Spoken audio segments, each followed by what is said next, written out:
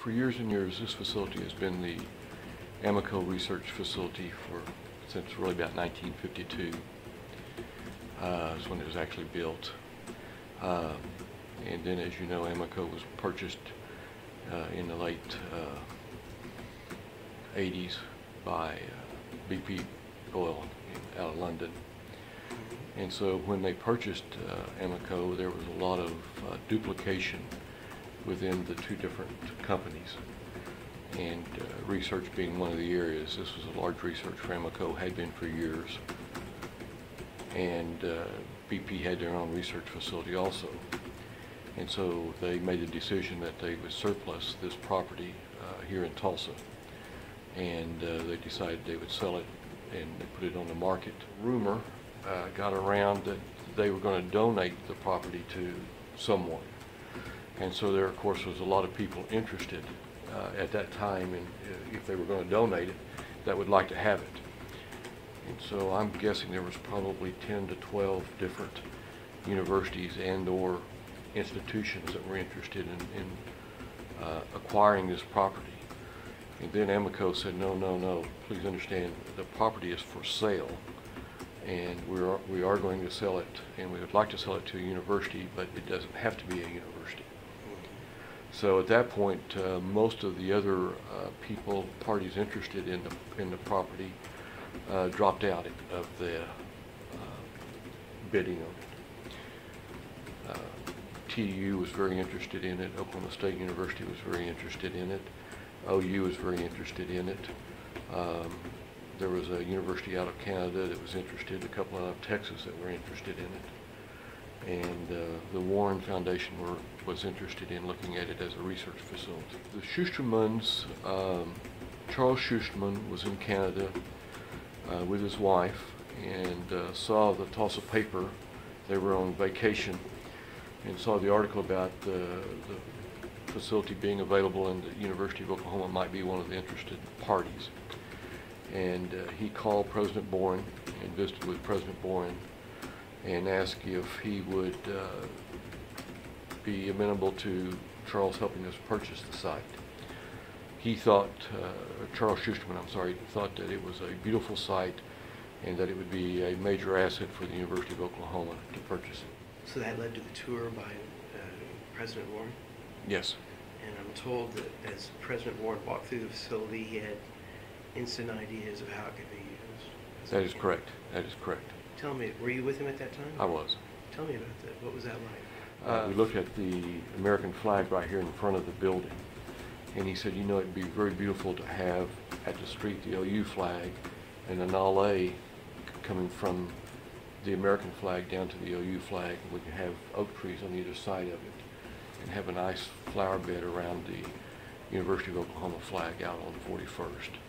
And of course, that is what you see today. As we walked down on the corner at 41st and Yale, he said, you know, the station is here. We really don't need a filling station as such, but we could put a very nice sign up there that says University of Oklahoma Schusterman Campus, and right there kind of laid out what you see today as we were walking around. We brought in some dirt, built a little mound for landscaping to put the OU that you see, and he designed it literally that day of what it would look like. As we were walking from north to south on Yale, we got to where the property kind of crowns almost at the middle of the property, and he said, you know, this would be a beautiful place for a sign on Yale saying Schusterman Campus, and it is there today.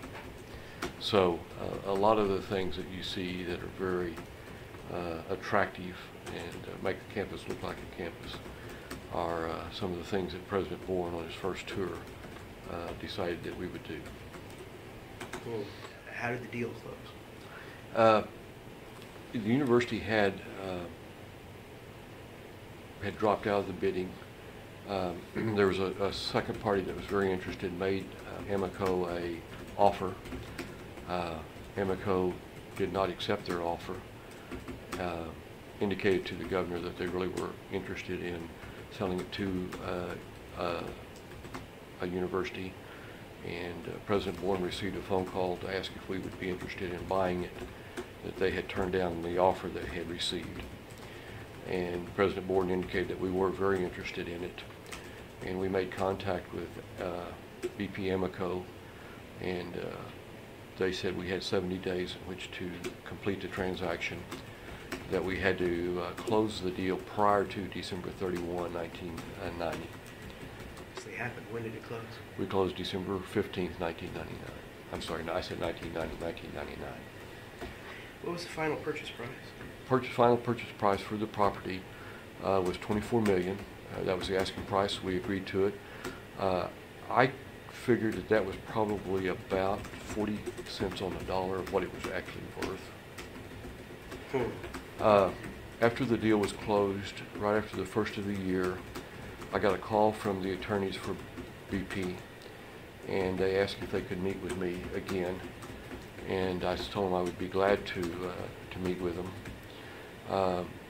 They flew in attorneys from Chicago, from Houston, that we had dealt with on actually doing the closing, and I met with them, and they asked if the university was pleased with the transaction, and I told them that we were very, very pleased, that it had been one of the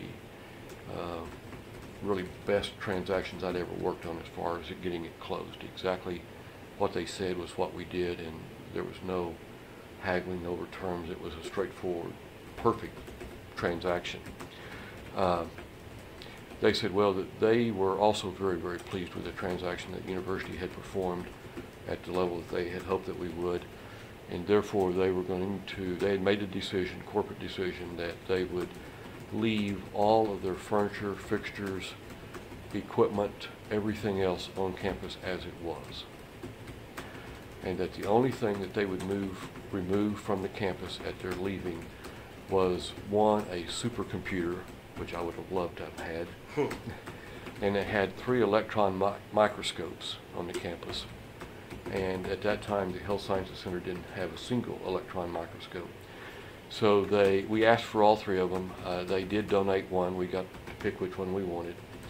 The other 2, one went to Texas A&M, and one went to the University in Canada.